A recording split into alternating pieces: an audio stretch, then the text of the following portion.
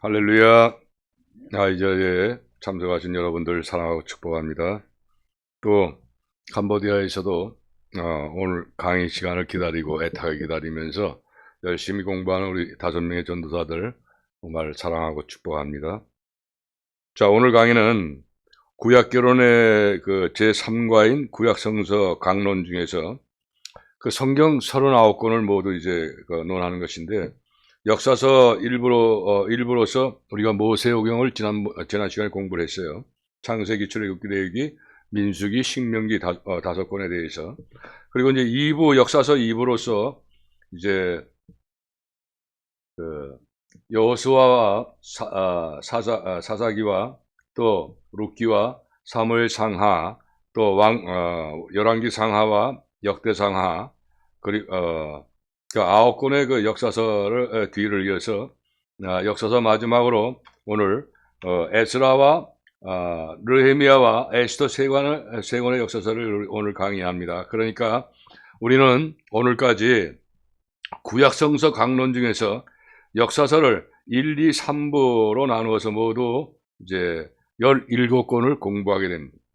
자, 그리고 다음 주부터는 구약성서 강론의 그 제4부인 시가서에 대해서 공부를 합니다. 그래서 계속해서 함께 연구하시고 경청해 주시기 바랍니다. 자, 그러면 이제 역사서 마지막 책으로 에스라와 느헤미야와 에스더를 공부하도록 합니다. 자,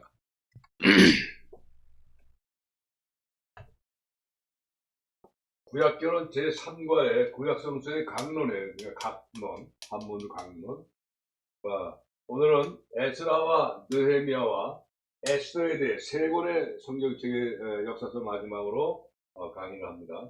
자, 에스라, 느헤미야는 모두 7대지로서 첫 번째 대지는 기자와 기록 연대에 대해서, 자, 두 번째는 개요 설명, 또 세 번째 대지로는 역사적 배경, 그러니까 에스라와 느헤미야와 이 쓰여진 역사적 배경과, 그 다음에 에스라, 네 번째 대지는 에스라 책에 대해서, 다섯 번째는 느헤미야 책에 대해서, 자, 여섯 번째 대지로는 에스라와 느헤미야의 구성에 대해서, 그 다음에 마지막으로 일곱 번째는 신충성부로 모두 3가지 소지로서 스룹바벨의 그 도움에 의해서 성전이 재건된 것과, 두 번째 소지는 에스라 복귀와 개혁에 대해서, 세 번째 소지로는 느헤미야의 성벽 재건에 대해서, 네 번째 소지로는 이스라엘 백성들의 도덕 개정에 대해서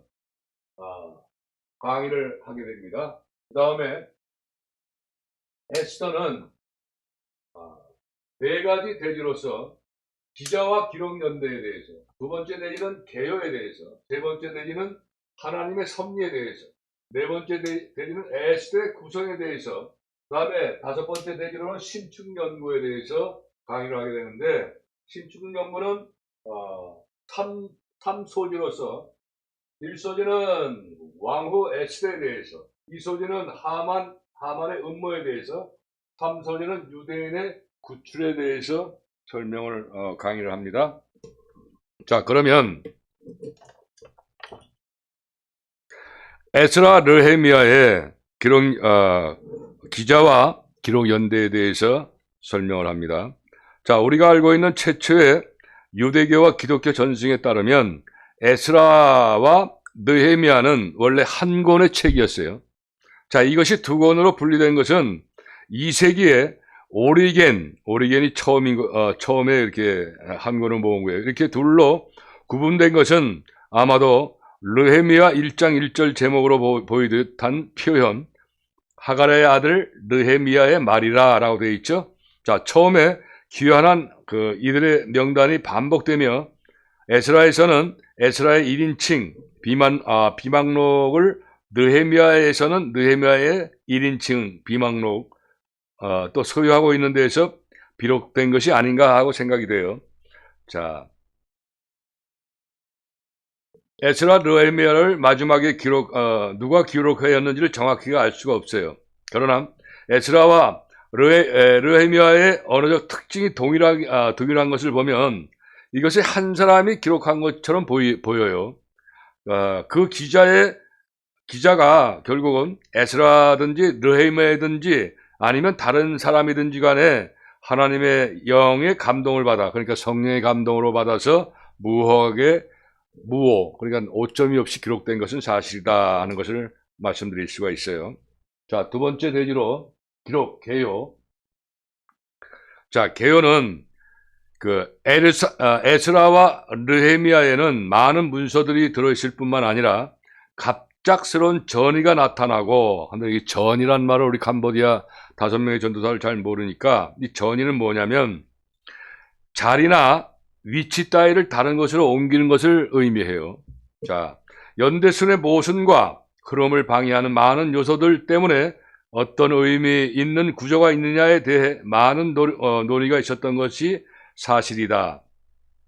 비록 대체로 연대선을 따르고 있으나 자료 배열은 크게 넷으로 구분되면서 주제별로 나열된 것이 분명하다. 첫 번째 주제는 성전 재건이에요. 자, 이것은 황제의 칙령으로 재건되는 것인데 1장에서 6장까지 나오죠, 에스라. 자, 이 칙령이라고 하는 것은 임금, 그러니까 왕이 내린 명령을 바로 칙령이라고 그래요. 자, 두 번째 주제는 모세 율법 재건이에요. 황제의 칙령으로 해가지고 또 에스라 7장에서 10장까지 말씀이 나오죠. 다음 세 번째 주제는 예루살렘 재건, 황제의 칙령으로, 또 네 번째 공동체 재건, 황제의 임명받은 지도자에 의해, 이렇게 이제 구분이 되어 있다는 거예요. 자, 조금 이따가 이제 그 구성에서 또 심층연구에서 자세하게 설명을 하겠지만 대략적으로 이렇게 대지별로 이해하시기 바래요. 자, 세 번째 대지는 역사적 배경이에요. 다윗 왕조의 부활이 현실화될 수 없게 되자 페르시아 제국 도처에 흩어져 살던 유대인들은 재건 사업에 관심을 잃게 되었으며 대부분 각자의 처소에 그대로 눌러 사는데 만족하였다. 그러나 비록 이사야, 스가랴 등의 선지자들이 그랬던 대규모의 귀국은 일어나지 않았지만 유대인들의 재건 사업을 완전히 포기한 것도 아니었으며 일부 유대인들은 계속해서 고향으로 돌아왔다. 따라서 르헤미야 시대의 인구 조사인 에스라 2장과 르헤미야 7장의 명단은 당시 유다 총 인구가 5만 명 정도임을 보여주고 있다. 스룹바벨 이후 유다에는 유다 출신의 총독이 없었던 것처럼 보이며 행정상으로는 사마리아 당국에 의해 관리되었던 것처럼 보인다. 유대인의 내정 문제는 대제사장들이 맡아보았을 것이다. 성전의 완공으로 집회 장소가 마련되었고 이로써 유대인들은 예배 공동체에서 위치가 분명해졌다. 그러나 공동체의 영성은 그리 좋은 편이 아니었다. 자기 직무에 실증이 난 제사장들이 여호와에게 병들고 흠없는 짐승들을 바치는 것을 잘못이라고 생각하지 않았다. 말라기서 1장 6절에서 14절까지 그 내용이 나와요. 그리고 율법을 집행할 때 편파적인 처신을 함으로써 성직의 품위를 실추시켰다. 이것도 말라기에서 말씀이 나오죠. 안식일은 무시되고 사람들은 버젓이 장사를 하였다. 르헤미야 13장 15절에서 22절까지의 말씀이 나와요. 또 사람들이 11조를 내지 않았기 때문에 레위인들은 생계를 마련하기 위하여, 여기서 생계라고 하는 것은 살아나갈 그러니까 살아나갈 길을 얘기하는 거예요. 생계를 마련하기 위하여 자신의 직무를 버리지 않을 수 없었다. 또 르헤미야 13장 10절에 보면 그 내용이 나오죠. 자, 신앙에 충실을 해야 아무런 득이 되지 않는다고 생각하였다. 이것도 또 말라기에서 말씀이 나와요. 또 보면 말라기에서 이는 너희가 말하기를 하나님을 섬기는 것이 헛되니 만군의 여호와 앞에 그 명령을 지키며 슬프게 행하는 것이 무엇이 유익하리요? 말라기 3장 14절 말씀에 나오죠. 자, 이런 태도는 사회 윤리와 개인 도덕의 문란을 초래하였다. 이혼이 성행하였으며 노임을 착취하고 약한 이들을 이용하였다. 가난한 이들은 가뭄으로 인해 세금을 내기 어려울 때 자기 밭을 잡혔다가 강매당하여 자녀들과 함께 노예로 전락하였다. 느헤미야 5장 1절에서 5절까지 말씀이 나오죠. 더욱이 이 이방인과의 통혼으로 인해, 이 통혼이라고 하는 말은 두 집단 사이에 서로 혼인관계를 맺는 것을 통혼이라고 그래요. 캄보디아 전도사님들 이해하시기 바라요. 통혼으로 인해 유대인 공동체의 순수성을 보존해 문제가 생기기 시작하였다. 이 말씀도 느헤미야 13장 23절에서 27절의 내용이 나와요. 따라서 공동체가 스스로 개혁하여 영성을 회복하고 방향성을 찾지 않는다면 공동체는 비록 붕괴하지 않는다 하더라도 조만간 그 성격을 상실할 위험에 처하게 되었다. 따라서 철저한 대책이 요구되었다. 이런 상태로는 아주 위험하였다. 이스라엘이 하나님의 백성으로 거룩한 정체성을 유지하기 위해서는 어떤 새로운 길을 찾을 필요가 있었다. 따라서 에스라와 느헤미야를 통해 공동체를 다시 회복시키신 것이다. 이렇게 해서 이제 그 역사적 배경을 설명을 했고, 네 번째 대지와 다섯 번째 대지로서 에스라 책과 느헤미야 책에 대해서 간략하게 설명을 해요. 먼저 대지 4번의 에스라입니다. 주전 458년에 포로 이전 예루살렘 성전에서 봉사하였던 대제사장 가문의 에스라가 예루살렘에 도착하였다. 그는 모세의 율법에 익숙한 학자였다. 또한 항상 제사장의 임무가 그러하였듯이 여호와의 율법을 연구하여 준행하며 율례와 규례를 이스라엘에게 가르치기로 결심하였던 인물이다. 이 말씀도 7장 10절의 말씀이 나와 에스라. 자, 아닥삭스다 왕은 하늘의 하나님의 율법의 완전한 학사 겸 제사장이라고 에스라를 부르고 있다. 왕은 에스라에게 그의 종교 공동체를 모세의 율법과 바사 제국의 법률에 따라 통치하도록 지시하였다. 무릇 내 하나님의 명령과 왕의 명령을 준행치 아니하는 자는 속히 그 죄를 정하여 혹 죽이거나 정배하거나 가산을 정벌하거나 옥에 가둘지니라. 7장 26절의 말씀이 나오죠. 자, 모세의 율법이 페르시아 제국 왕의 권위에 의해 시행되기에 이른 것이다. 에스라가 예루살렘에 도착하였을 때 놀랍게도 이스라엘인들은 거룩한 자손으로 이방 족속과 서로 섞이게 하기 시작하였다. 이 말씀도 느헤미야 9장 1절 2절 말씀에 나옵니다. 따라서 에스라의 첫 행동은 제사장으로 회개와 중보의 기도를 드리고 모든 이방 부인을 버리라는 개혁 운동을 시작하였으며 예루살렘 공동체가 여호와의 율법에 따라 살도록 지도하였다. 여호와께서 아수르와 바벨론을 들어 이스라엘을 징계하시는데 이용하신 것 같이 페르시아 왕들은 자기 종으로 이용하셔서 그의 백성이 이스라엘로서 자기 정체를 회복하도록 도우신 것이다. 자, 다섯 번째 대지로서 느헤미 책에 대해서 설명합니다. 세스바살과 스룹바벨과 예수와의 지도와 에스라의 지도 아래 처음 귀환한 자들의 공동체와는 달리 느헤미야의 관심은 유대 공동체 자체와 예루살렘 시 자체에 있었다. 예루살렘 그 도시.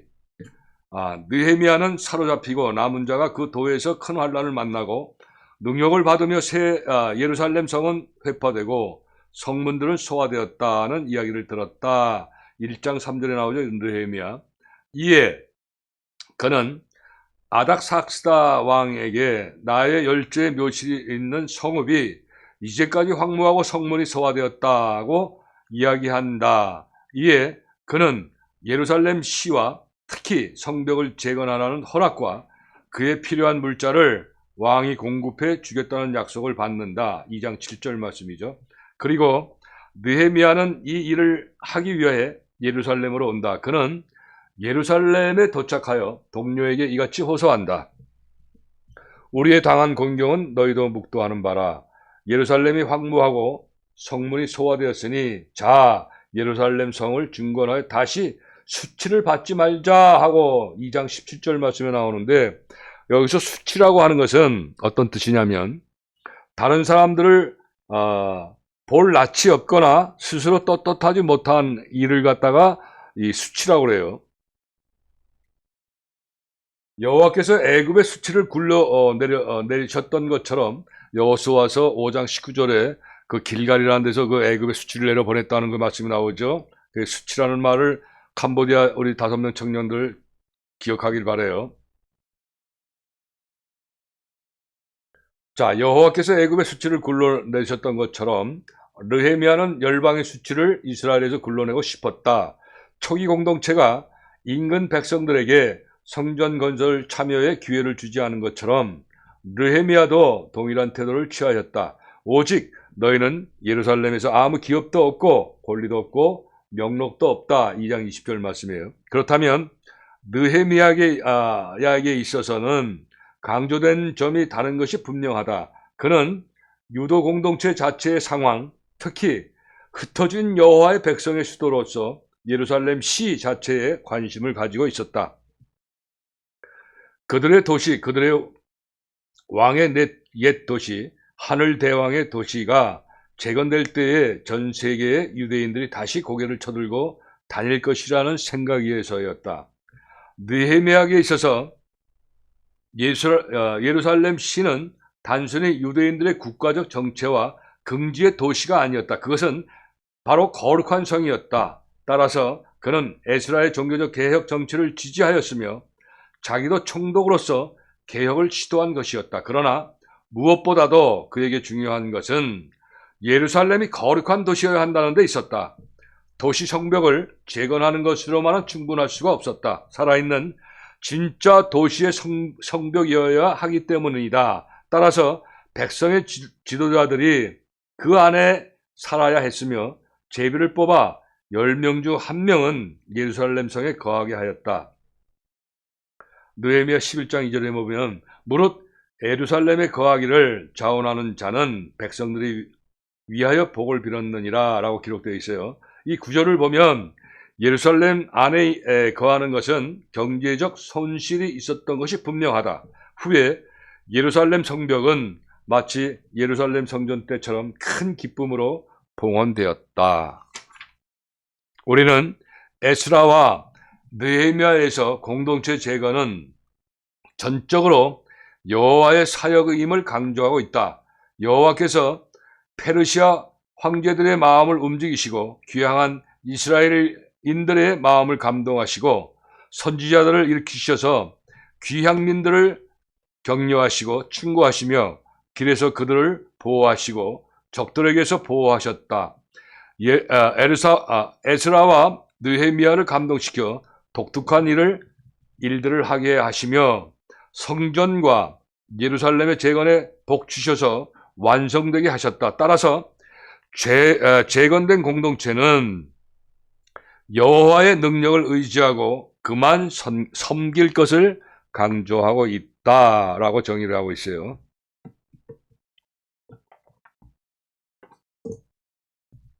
자, 다음 에스라와 느헤미야의 구성에 대해서 설명합니다. 항상 말씀드렸던 것처럼 이 구성은 여러분들이 항상 기록을 해서 그것을 성경에 맞춰보면, 그러니까 아까 그 영적 성경론의 그 설계도라고 한 것처럼 이 구성이라고 그와 비교할 수가 있어요. 자, 에스라와 느헤미야를 성경은 어떻게 초점을 맞췄냐면 에스라 전반기와 후반기로 초점을 맞췄어요. 또 전반기는 성전의 재건에 대해서, 후반기는 백성의 부흥에 대해서요.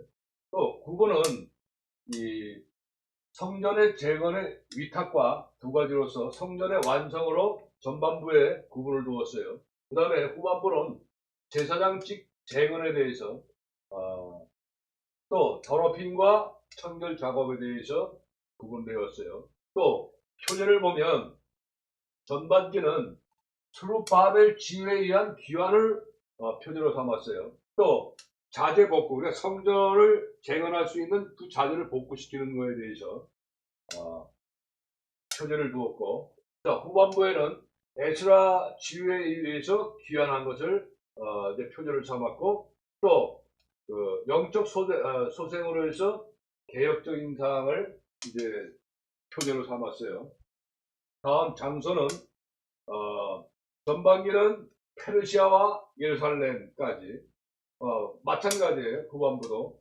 그리고 기간은 전반부의 기간은 약 23년 동안 BC 538년에서 515년 동안 23년 동안의 내용이 기록이 되어 있는 거고, 또 후반부는 1년밖에 안 돼요. BC 475년인데 여기서 또한 우리가 유념해야 할 것은 바로 전반부와 후반부 사이에 그 에스더의 기간으로서 약 58년 동안의 간격이 있었다는 거예요.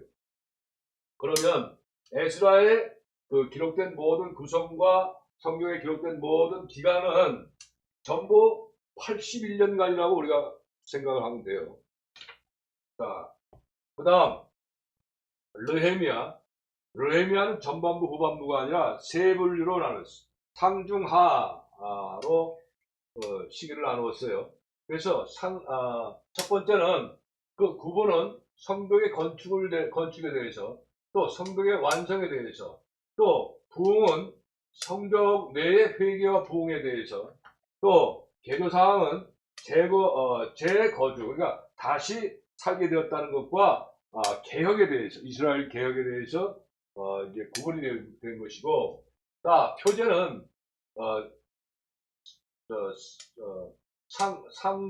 상반부에는 새로워진 성벽에 대해서, 중반부에는 새롭게 한 언약에 대해서, 하반기에는 새롭게 된 국가에 대해서 표제를 삼았고, 여기에서 특이할 사항은 도성 건설과 신앙적 혁신에 대해서, 정치적 혁신에 대해서 이제 표제를 삼은 것인데, 장소는 느헤미야는 예루살렘이에요. 전부 다 상중하가. 그 다음에 기간은 약 25년간으로 해서 BC 445년에서 420년 동안. 자, BC는 주전 또는 before Christ, 이렇게 이제 다 구분이 되는 것이죠. 자, 이렇게 해서 에스라와 느헤미야의 구성에 대해서 한눈으로 우리가 또 연구하며 볼 수가 있도록 설명을 했어요. 다음, 이 에스라와 느헤미야의 마지막 대지로서 7번째 대지로서 심층 연구는 모두 4가지 소지로서, 첫 번째 소지는 스룹바벨 도움으로 인한 성전 재건에 대해서, 두 번째 소지는 그 에스라의 복귀와 또 에스라의 개혁에 대해서, 세 번째 소지는 느헤미야의 성벽 재건에 대해서, 네 번째 소지는 이스라엘 백성들의 도덕 개선에 대해서 심층 연구를 설명해요. 지금부터.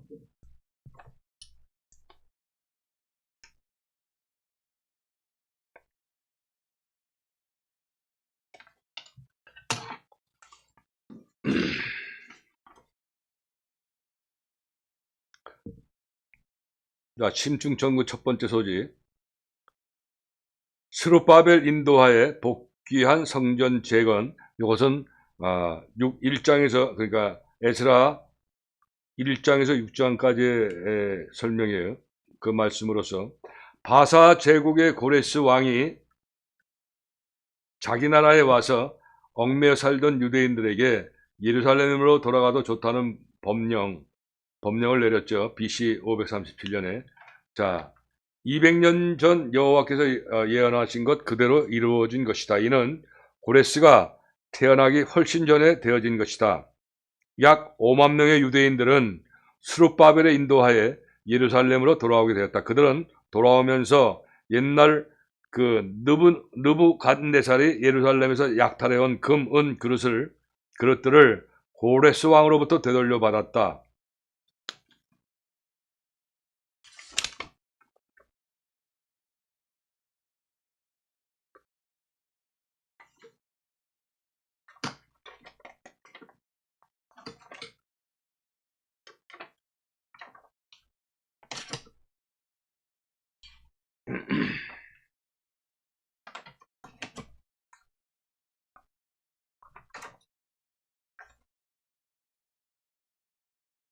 이리하여 700여 마일이나 되는 길을 걸어서 돌아오는데 큰 무리의 여비와 돌아와서 성전 재건에 대한 비용을 하나님께서 고레스 왕을 통해 마련해 주신 것이다.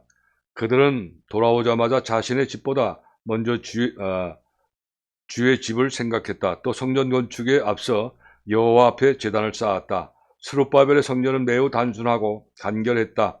과거 솔로몬의 성전을 본 적이 있는 어떤 노인은 너무나 초라함에 소리 높여 통곡을 했다고 한다. 자, 두 번째 소지, 에스라 인도하의 복귀와 개혁에 대해서.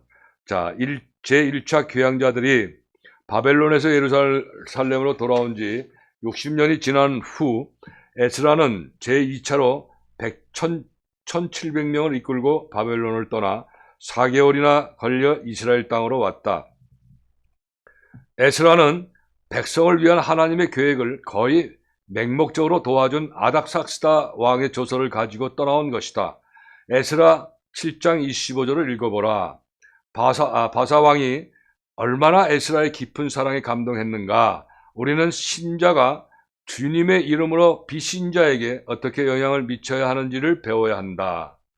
에스라는 예루살렘을 도착해서 이곳 상태가 생각했던 것 이상으로 악화되어 있음을 알았다. 거기 남아있는 자들의 우상숭배, 또 이방인과의 통혼, 악습. 에스라는 머리를 뜯고 옷을 찢으며 몹시 슬퍼하였다. 에스라의 애절한 기도와 고백을 보라. 에스라의 눈물이 기도는 주의 많은 무리로 하여금 자기들의 죄를 시인하고 회개케 했다. 즉시로 에스라는 그들과 더불어 하나님께 거룩한 언약을 맺었다. 에스라의 기도가 끝나는 데에서 느헤미야의 기도가 이어져 나오고 있다. 그의 기도는 하나님께 모든 것을 완전히 맡긴 깊은 신뢰와 굴복의 기도이다. 에스라에 대해서는 에스라 7장 10절에 잘 나타나 있는 대로 하나님의 말씀을 가르치기로 결심하였다. 그리고 에스라는 새 영도적인 구약 기록자 중 한 사람이다.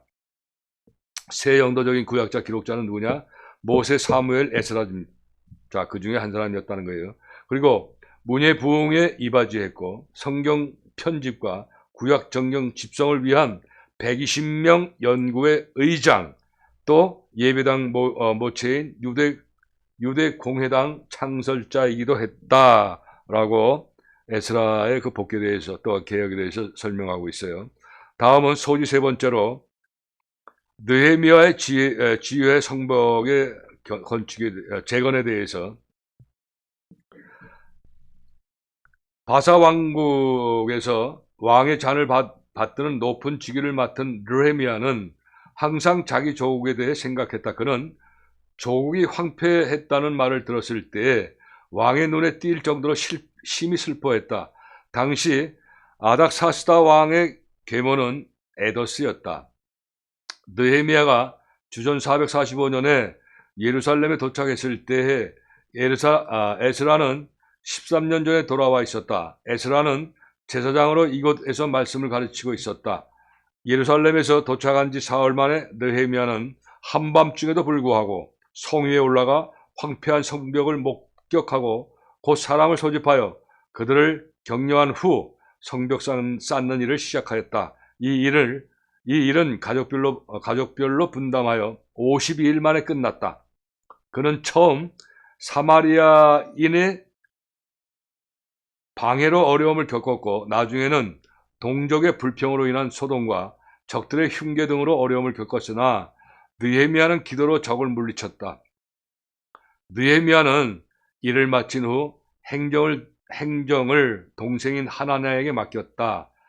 느헤미야가 조사한 백성 수는 42,360명, 종회수가 7,337명, 그러니까 이제 노예 얘기하는 거예요. 그다음에 약대가 245이었었다. 자, 르헤미야는 기도의 사람, 사랑의 사람, 인자한 자, 인내심이 많은 자, 애국자였다라고 소개하고 있어요. 자, 마지막으로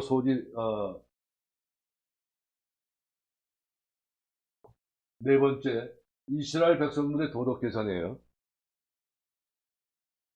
느헤미야 8장에서 13절까지의 말씀 보면, 율법을 가르쳐 그들의 죄를 깨닫게 하고 회개를 시켰다 하는 것과, 우상숭배 악습을 타파했다는 것과, 통혼을 정리했다라고 도덕 개선을 했다는 그 내용이 나오죠.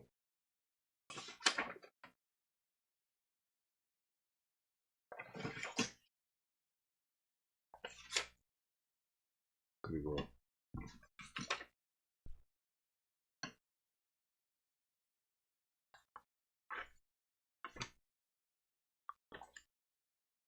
자, 이제 이렇게 해서 자, 에스라와 느헤미야 책에 대해서 이제 모두 공부를 했어요. 자, 다음은 오늘 강의 마지막으로 에스더에 대해서 설명을 합니다. 자, 에스더 책은 모두 5가지 대지로 되어 있어요. 첫 번째 대지는 역시 마찬가지로 이 에스라 느헤미야와 마찬가지로 첫 대지는 기자와 기록 연대에 대해서, 두 번째는 개요에 대해서, 세 번째 대지는 하나님의 섭리에 대해서, 네 번째 대지는 에스더의 구성에 대해서, 마지막 5번째 대지는 신축 연구로 3가지 소지로 설명을 해요. 자, 첫 번째는 왕후 에스더에 대해서, 두 번째 소지는 하만의 음모에 대해서, 세 번째는 유대인의 국수에 대해서 강의를 하도록 합니다.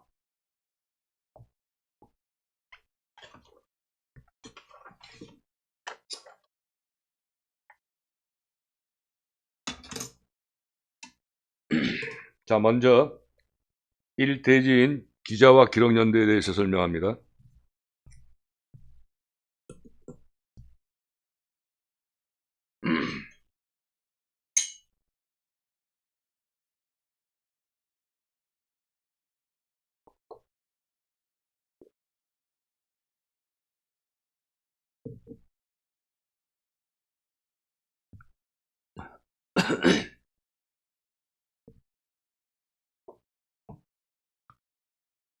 에스더는 구약 성경 가운데 아주 독특한 책이다. 첫째, 에스더서에는 하나님의 이름이 한 번도 등장하지 않는다는 게 이게 특색이에요.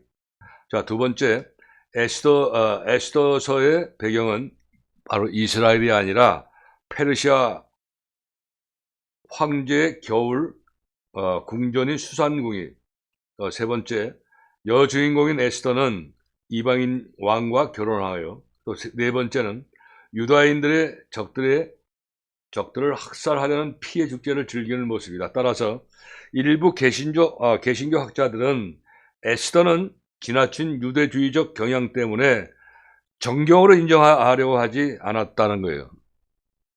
그러나 에스더서는 이 같은 특이한 요소에도 불구하고 하나님의 말씀으로서 독특한 신학적 메시지를 전하고 있기에 교회는 이것을 전통적으로 경종으로 인정을 했다라고 합니다. 자, 따라서 에스더는 주전 약 400년경에 미상의 저자에 의해 쓰여졌는데, 이 불임절이 한동안 지켜진 후로 추정이 되지만 페르시아의 유대인 센터에 기록되었을 가능성이 크다. 기자는 페르시아에 대해서 아주 잘 알고 있는 반면에 유대나 예루살렘에 대해서는 언급이 없다. 이것을 보면 알 수가 있어요. 또 에스더서는 하하수 에로 왕의 통치 시대에 아마도 에스라가 귀환하기 전에인 것 같아요. BC 485년에서 465년 사이에 이스라엘이 경험한 위대한 구원과 유대인들의 불임절이라는 절기로 이 구원의 노래하고 있는데, 이에 관한 이야기를 적고 있다라는 것이 이제 에스더의 기자와 기록연대예요. 자, 두 번째 개요 소개는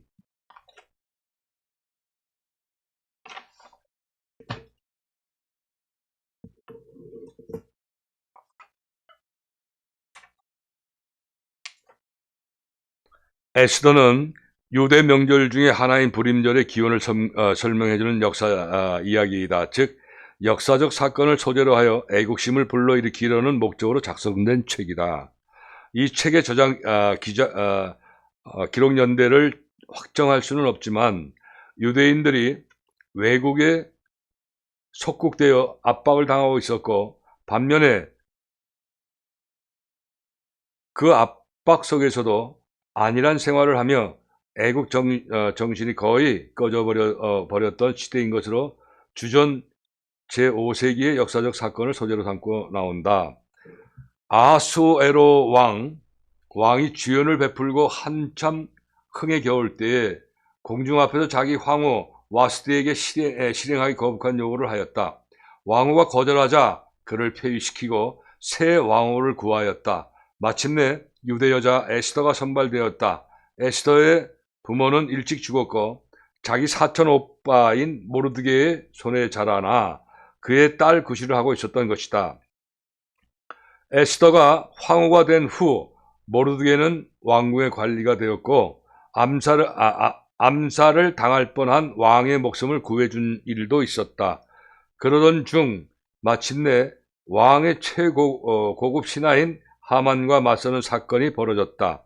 하만은 격분하여 모르드게를 없애할 뿐만 아니라 그 파사에 있는 모든 유대인, 그러니까 페르시아를 얘기하는 거예요. 모든 유대인을 죽여버릴 생각을 품었다. 그러나 모르드게와 에스더를 통하여 하만의 음모는 결실을 보지 못하고 도리어 하만이 처형을 당하고 그의 자식들은 물론 파사 전국에 있는 7만 5천 명의 원수들이 유대인에 의해서 살해되었다. 그때 무수한 파사 사람이 유대인이 되고 모르드게는 하만 대신에 파사 총리가 되었다. 그리고 에스더와 모르드게가 유대인들의 원수를 무찌르고 승리한 것을 기념하기 위하여 그래서 불임절이라는 명절이 제정되었다라고 소개를 합니다.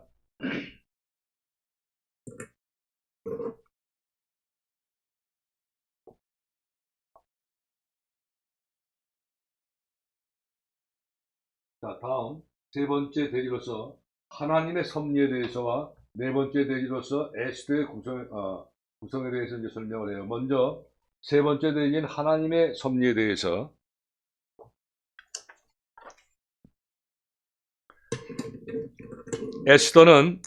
에스더라는 한 유대 여인의 용기와 믿음을 가지고 아하수에로 왕을 설득함으로써 유대인을 말살하려는 하만의 계획이 수포로 돌아가야 한다는 이야기다. 여기서 하만은 아각의 후손으로 아말렉 마지막 자손이다.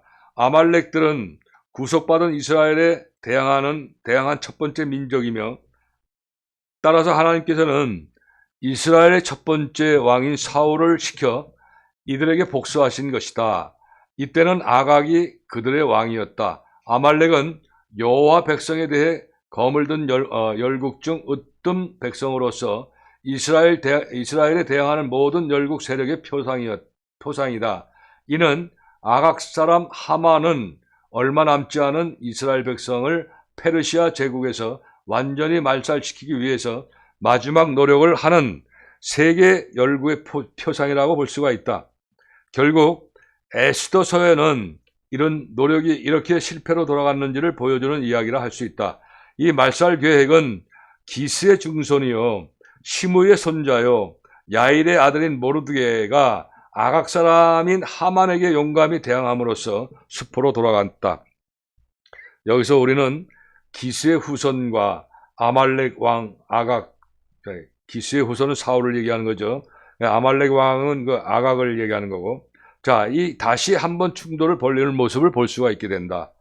구성에서도 나오겠지만, 자, 여기서 유대인에 대한 적대감은 단지 유대 민족에 대한 적개감이 아니다.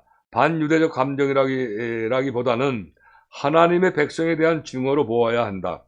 하나님의 구속사를 방해하려는 사탄 계획에서 나온 것이다. 그러기에 적그리스도 적이라고 말할 수도 있다. 이 같은 적대감은 오늘날 하나님의 백성으로서 그리스도인들도 세상의 증오와 박해의 대상이 될 것임을 보여주고 있다. 그러나 이 같은 박해와 증오에 대해 하나님께서는 그의 백성을 방치해 두지 않으신다. 에스더 이야기는 단지 권력과 궁정의 음모와 우연과 영웅주의에 관한 이야기로 보는 사람이 많다.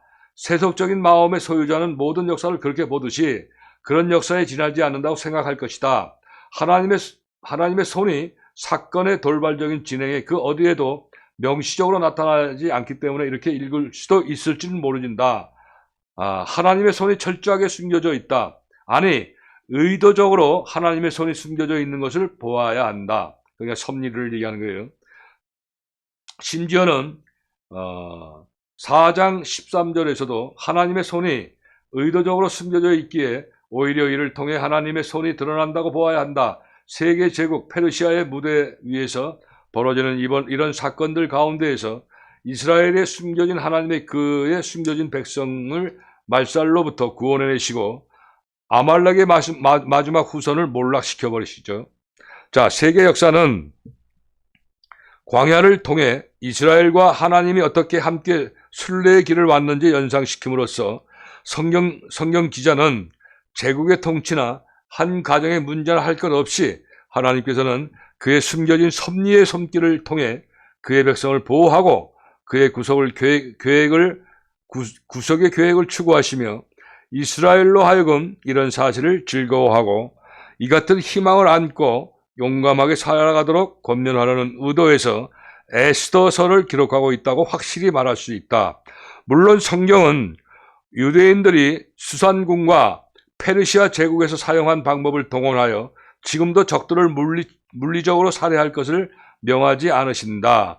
예수님께서는 검을 가진 자는 다 검으로 망하리라 라고 하셨다. 그러기에 에스더서에 언급된 사건을 우리가 의도적으로 다시 반복하여 해서는 안 될지 모른다. 그러나 십자군 전쟁, 유대인 대학살의 역사는 이런 일들이 인간 역사 가운데에서 반복되고 있음을 보여준다. 그럼에도 불구하고 우리가 의도적으로 이런 역사를 만들어서는 아니 된다. 복수하는 것은 오직 한 분 여호와의 권리이기 때문이다. 신명기 32장 35절과 로마서 12장 19절 말씀에서도 이 내용이 나옵니다. 이렇게 해서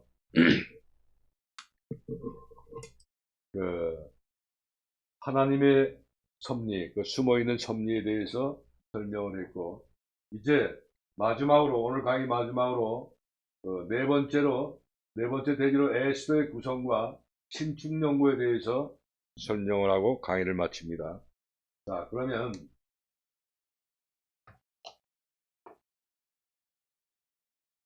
에스더의 구성, 이것도 상반기와 이제 하반기 둘로 나눠요, 초점은. 그래서 상반기는 큰 위험에 대해서, 하반기는 큰 구원에 대해서, 그러니까 이스라엘 백성을 이야기하는 것이죠. 자, 9번은 왕후 에스더에 대해서 이제 설명이 되는데 1장에서 2장입니다. 에스더. 그 다음에 3장에서 4장은 간교한 하만에 대해서 이야기하는데 우리가 조금 전에 이제 그 설명을 들은 것처럼 이 간교한 하만은 페르시아 왕국의, 그러니까 파사죠. 파사 왕국의 총리 역할을 했어요. 총리 역할을 했는데, 자, 이 사람은 아각의 후손으로서 아말렉의 마지막 자손이에요. 자, 이 아말렉은 성경에 많이 역사가 나와요. 내용이 많이 나오는데, 바로 여호와 백성에 의해 검을 든 열국 중에 으뜸이 되는 백성으로서 이스라엘을 대하는 모든 열국의 표상이라고 해요. 그래서 바로 이 하만을 나타내는 하나님의 그 섭리도 우리가 배워야 될 상황이에요. 그래서 이 에스더 3장 4절은 이 간교한 하만에 대해서 이제 구분을 해놨어요. 그 다음에 이 하반기에서는 굴욕당하는 하만은 5장에서 7절, 7장까지. 그러니까 굴욕당하는 하만, 결국은 이제 십자가에 못 박히죠. 자, 그 다음에 마지막으로 8장에서 10장까지는 승진된 모르드게. 자, 모르드게가 의해서 그 모든 것이 이제 그 하나님의 섭리에 의해서 이제 그 모르드게를 많이 올리시죠. 자, 그 다음에 표제는 상반기에서는 아하스로에로 왕의 잔치에 대해서. 그러니까 이때는 결국은 이스라엘을 높이는 그러한 표제로 말씀을 나타내고 있어요. 다음, 모르드게의 금식. 자, 핍박에 대해서, 이스라엘 백성들의 핍박에 대해서 이제 표제를 세웠는데, 요즘은 이제 사순절 기간이에요. 우리 교단도 지금 여러 목사님들이, 우리 영광스러운 교회 목사님들도 마찬가지로 이 금식들을 많이 하고 있어요. 그래서 이 금식은 사순절 기간, 예수님께서 핍박당하는 그런 시절이기 때문에 우리가 금식한다는 것도 일단 연관시키면 좋겠어요. 다음, 하반기의 큰 거울의 표제는 에스더의 잔치, 이스라엘 백성들의 이 보존을 위해서 잔치가 되는 데를 표제를 잡은 거예요. 다음, 마지막으로 이제 불임절을 기념하기 위해서. 자, 이러한 그런 역사 가운데에 불임절 명절이 새로 시작이 되었던 것이죠. 자, 다음은 마지막으로 구성 마지막으로 장소와 기간에 대해서 설명합니다. 자, 마찬가지로 상반기 하반기에 마찬가지로 장소는 페르시아예요. 페르시아. 아까도 설명했듯이 이스라엘은 전혀 나오지 않고 그 기간은 BC 483년에서 473년간으로 약 10년간에 기록된 내용이에요. 자, 이제 오늘 강의 마지막으로서 5번째 심층 연구, 에스더에 대한 심층 연구 3가지 소재를 이제 설명을 하고 오늘 강의를 마칩니다.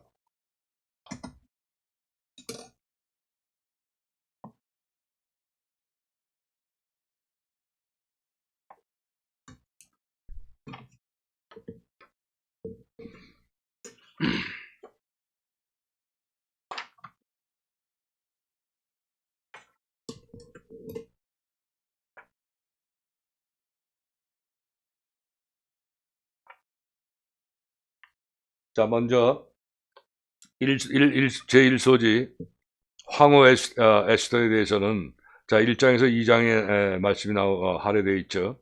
자, 1장은 아하수에로의 잔치, 아하수에로 왕의 잔치가 이제 9절까지 되어 있고 1절에서 9절까지, 10절에서 22절까지는 와스디 왕후와의 그 첫 번째 이혼을 대해서 이제 기록이 되어 있죠. 그 다음에 2장 에스더 2장에서는 2장 1절에서 18절까지의 말씀은 에스더의 발견, 그러니까 에스더가 이제 새로운 왕으로 이제 그 발탁이 된 것을 이제 기록한 것이고, 자, 2장 19절에서 23절까지의 말씀은 모르드게의 대담성. 자, 하만이 총리면 이제 그 왕 다음인데, 이 모르드게는 미리 어떤 그 하나님의 섭리에 따라서 그 하만에게 눈에 밖에 나게 되는 것이죠. 이게 대담성으로 이제 표현을 해놓은 것이죠. 자, 두 번째, 하만의 음모에 대해서 3장과 4장에 할애가 되어 있어요. 먼저 3장에서는 하만의 승진, 그러니까 이제 아하수로 왕에 대해서 이제 그 총리로 이제 승진시키는 그 내용이 1절에서 5절까지 나오고 3장. 6절에서 15절까지는 바로 하만이 이제 음모를 시작하죠. 모르드게가 자신을 갖다가 무시하고 막 이런 것을 보고 모르드게만 그냥 사형에 처하면 되는데 아예 그냥 이스라엘 전 백성들을 다 몰살시키려는 그런 그 음모를 이제 바로 이런 것들이 하나님의 섭리에 의해서 모든 게 진행이 되는 거예요. 자, 우리 하나님은 우리가 이 연단받고 하는 모든 것들도 다 하나님의 섭리에 의해서 내가 거룩하니 너희도 거룩하라는 그런 섭리로서 사탄 마귀를 다 사용하시는 거예요. 그러니까 자, 이러한 하만의 음모나 이런 것도 하나님의 섭리에 의해서 진행되는 거예요. 그러니까 모든 것이 하나님에 연관되어 있는 거예요. 우리 삶들은. 그것을 오늘 또 신학을 공부하면서 깨닫게 되고, 자, 다음 4장 1절에서 12절까지는 모르드게가 이제 금식을 하게 되는 그 내용에서 설명이 되고, 목숨을 건 결정이 되는 거죠. 자, 그 다음에 4장 13절에서 17절까지의 말씀은 에스더의 그 믿음에 대해서. 자, 에스더가 자기 죽을 각오를 하고 그 아하스로 왕에게 가서 그때 그 상황을 보게 되면 아하스로 왕에게 나타날 수 없는 그런 상황인데도 불구하고 이제 그 믿음대로 나간 것이죠. 아주 우리도 이 에스더 말씀을 보게 되면 상당히 그러한 영적으로 깊은 것을 생각하고 우리가 신학적으로 해석을 하게 되면 상당히 은혜스러워요. 자, 다음 마지막으로 유대인의 구출에 대해서 그 5장에서는 하만의 거만에 대해서 첫 번째 잔치고 6장에 대해서는 하만의 굴욕에 대해서 잊어버린 용맹의 이스라엘 백성들의, 또 7장에서는 하만의 교수형의 이제 말씀이 진행이 되고 운명적인 잔치, 8장에서는 모르드게의 변호가 나오고 모르드게가 진급을 하죠. 자, 9장에서는 유대인의 복수가 시작이 되고 이스라엘이 보호를 받는 그런 연구를 우리가 볼 수가 있고, 10장 마지막 10장에서는 모르드게가 높임을 받게 되는 거죠. 그 이스라엘 백성들이 칭찬이 되어진 자는 그런 그 신축 연구로서 우리가 에스더를 연구하게 되는 것입니다. 자, 이상으로 이제 역사서는 다 마치고 다음 주부터는 시가서로서 욥기부터 시작이 돼요. 자, 다음까지 이 시간에 또한 다시 뵙도록 합니다. 여러분들 수고하셨습니다.